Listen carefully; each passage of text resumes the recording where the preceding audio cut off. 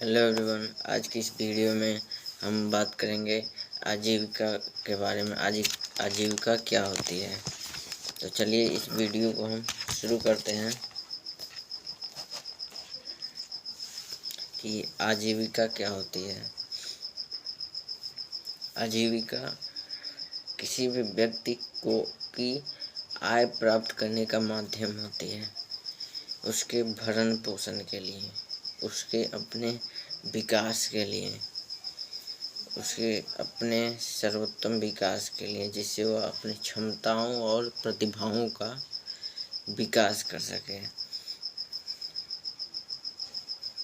वह अपनी क्षमताओं को बढ़ा सके। इसलिए आजीविका की आवश्यकता होती है और यही आजीविका है कि उससे कुछ कमी महसूस हो रही, उस कमी को पूरा करने के लिए वह कोई आजीविका का एक माध्यम पकड़ेगा जिससे उसे आय प्राप्त हो और उस आय के द्वारा वह अपने कमियों को पूरा करने का प्रयास करता है। यही आजीविका है, यानी उसको कुछ संसाधन की कमी है और उस कमी को पूरा करने के लिए किसी अन्य माध्यम द्वारा आय प्राप्त करने की कोशिश करेगा जिससे वह उस संसाधन को प्राप्त कर सके। यानी आजीविका एक आय का माध्यम है।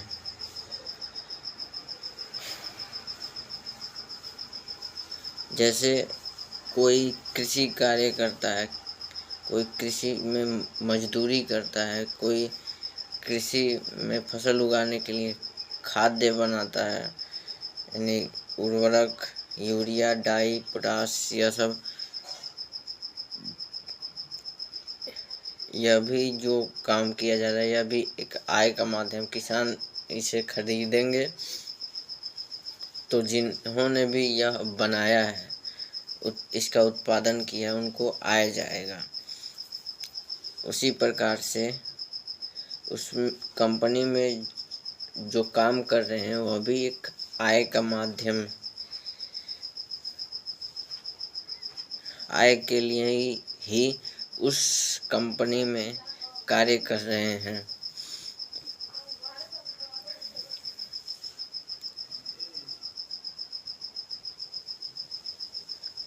तो अब हम बात करते हैं कि गांव में क्या क्या चीज़ें उपलब्ध है, कौन सी ऐसा माध्यम है जिससे गांव के लोग आय प्राप्त करते हैं। तो गांव में ज़्यादातर लोग कृषि करते हैं, मछली पालन करने का काम करते हैं और फिर जो फल के सीजन में बगीचे का काम करते हैं, यानी बगीचे में गार्डनिंग वाले काम। जैसे आम का सीजन है तो आम बेचने का काम करेंगे, फल का सीजन है तो फल बेचने का काम करेंगे। तो यह 2-3 मुख्य काम हैं। कोई पशुपालन करता है। तो हम देखते हैं कि ग्रामीण क्षेत्र में कृषि में कैसे कैसे आय के स्रोत हो सकते हैं। पहला तो है कोई किसान है और दूसरा कोई कृषि मजदूर है। तो किसान और कृषि मजदूर, यह 2 मुख्य पात्र होते हैं कृषि में। अब कोई उसमें छोटा किसान है, कोई मध्यम किसान है, कोई बड़ा किसान है। तो हम मध्यम वाले को नहीं गिन रहे हैं, छोटे और बड़े किसान की बात कर रहे हैं। मान लीजिए कोई बड़े किसान के खेत में कार्य करता है, तो वह कार्य करेगा तो उसको उतनी आय नहीं प्राप्त होगी, क्योंकि वो कृषि मजदूरी करने वाले लोग बहुत ज़्यादा हैं उस गांव में। उस क्षेत्र, ग्रामीण क्षेत्र में कृषि मजदूरी करने वाले लोग बहुत ज़्यादा हैं। इस वजह से कृषि मजदूरी जो है वह सस्ता है लेकिन उन्हें मजबूरीवश वह कार्य करना पड़ता है, क्योंकि उनके पास कोई अन्य विकल्प के रूप में कुछ उपलब्ध नहीं है। अब इनके पास कुछ भी वह विकल्प उपलब्ध नहीं है। जैसे कि अगर गांव में कोई फैक्ट्री होती, कुछ उत्पादन हो रहा होता उस गांव में, तो कुछ लोग उस फैक्ट्री में काम कर लेते हैं, लेकिन उनके पास वह सुविधा नहीं है जिससे वह अपनी आजीविका कमा सके। तो कृषि मजदूरी सस्ता है, इसीलिए उनको कम वेतन मिलता है, लेकिन फिर भी वह काम करते हैं, क्योंकि अगर वह काम वे नहीं करेंगे तो कोई और कर लेगा। इसलिए उनको यह कार्य करना पड़ता है, और यह काम चूँकि मौसम पर आधारित है, यानी मौसमी रोजगार यहाँ पर है, तो इसलिए फिर लोग शहर की ओर पलायन करते हैं। यानी कुछ लोग शहर में जाएंगे, वहाँ पर कोई बिल्डिंग बनाने का काम हो रहा है तो उसमें काम कर लेंगे, कोई सिलाई करता होगा तो सिलाई करने का काम कर लेगा, कोई पेंटिंग करता होगा तो पेंटिंग का काम पकड़ लेगा। तो इस तरह से गांव के लोग काम करते रहते हैं। और अब हम बात करते हैं छोटे किसानों की। तो छोटे किसान जो होते हैं वह उनके पास अनाज के पैदावार के लिए सीमित संसाधन होता है, संसाधन जो है कम होता है, इसलिए उन्हें व्यापारी से अग्रिम धनराशि लेनी पड़ती है और बदले में उनको वह फसल कम दामों में बेचना पड़ता है।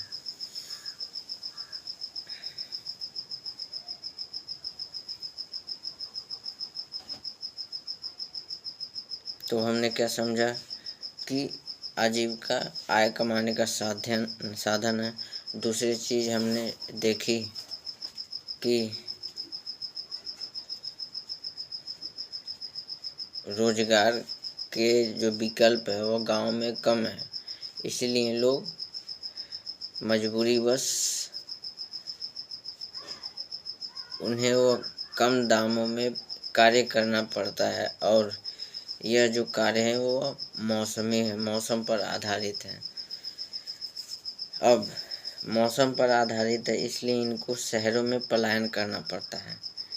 और हमने देखा कि जो छोटे किसान होते हैं उन्हें उनके पास सीमित संसाधन होता है, उनके पास अनाज उपजाने के लिए कम संसाधन होता है, इसलिए उन्हें अग्रिम धनराशि लेनी पड़ती है व्यापारियों से, और बदले में उन्हें कम दामों पर बेचना पड़ता है।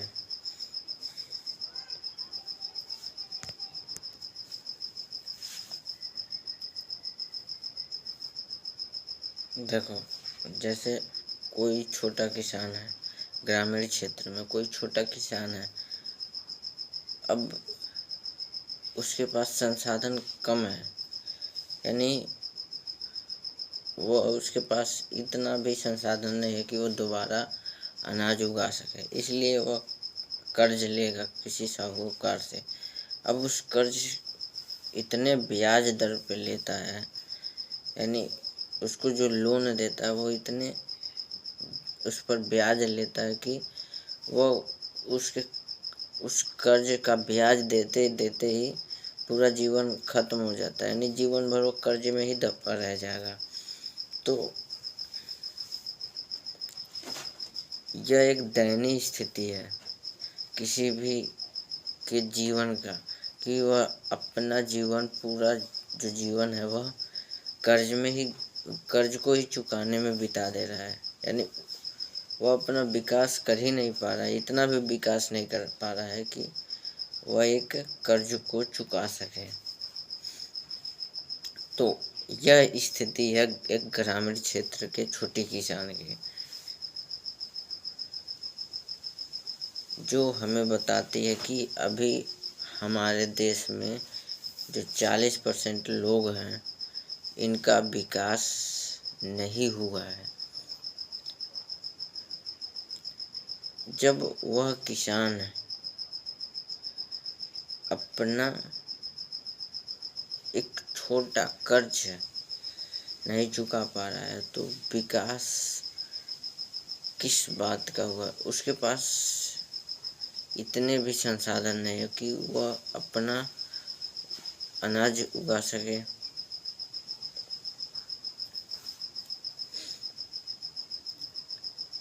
जो ग्रामीण क्षेत्र की आय की विषमता है वह भी इतनी ज़्यादा है कि अमीर और अमीर होता जा रहा है और गरीब होता जा रहा है।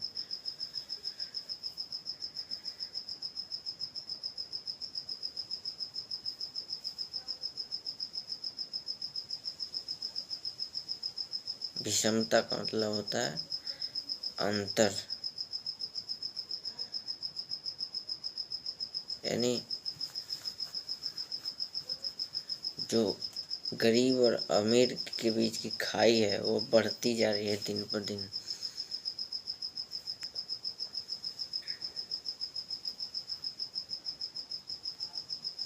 अमीर के पास संसाधन है, पैसे हैं, उसके पास शिक्षा है तो वह आगे बढ़ता जा रहा है, लेकिन गरीब के पास न शिक्षा है न संसाधन है तो वह और जो है हाशिए की तरफ चल जाता है।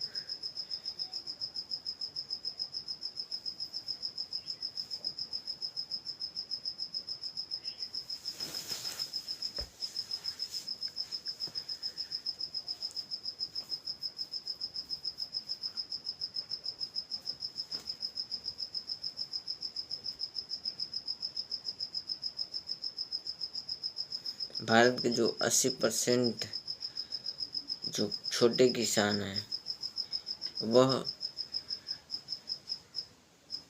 अपने परिवार का गुजारा नहीं चला सकते खेती करके, इसलिए उन्हें फिर मजदूरी करनी पड़ती है। उसके फलस्वरूप जब आप यह जो छोटे किसान हैं यह अपना परिवार का गुजारा नहीं चला पा रहे हैं जो कृषि करके, इनको फिर मजदूरी करनी पड़ती है अपने परिवार को चलाने के लिए।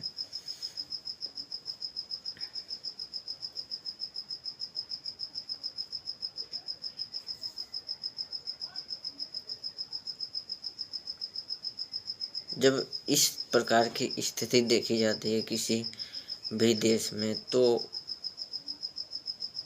यह कोई बहुत अच्छी स्थिति नहीं है।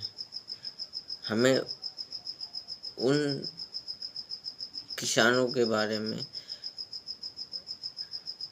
उनको शिक्षित, उनको ऐसा उत्पादनशील मनुष्य बनाना चाहिए कि वह अपना जो बेसिक नीड है उसको पूरा कर पाए।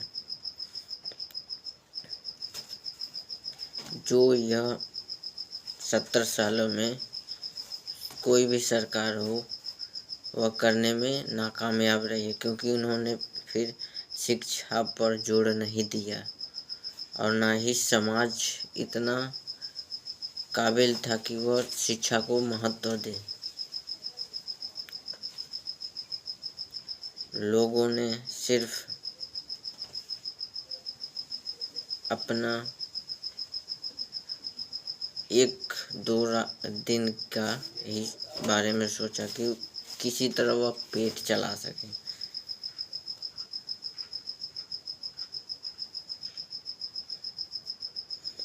अगर कोई होता जो उन्हें यह बता सके कि उन्हें उत्पादनशील बनना है, उन्हें एक योग्य, एक अच्छा उत्पादक बनना है, उन्हें अच्छी शिक्षा दी जाती कि किस प्रकार से अपने संसाधनों का बेहतर इस्तेमाल करना है, तो शायद आज भारत कुछ और होता। लेकिन अभी भी कुछ बिगड़ा नहीं है। अभी भी हम अपने आप को बेहतर ही बना रहे हैं। हम अपने लिए शिक्षा ग्रहण कर रहे हैं इसलिए कि हम अपने आने वाले पीढ़ियों को वह अच्छा माहौल दे सकें जिनमें वह अपना सर्वोत्तम विकास कर सके।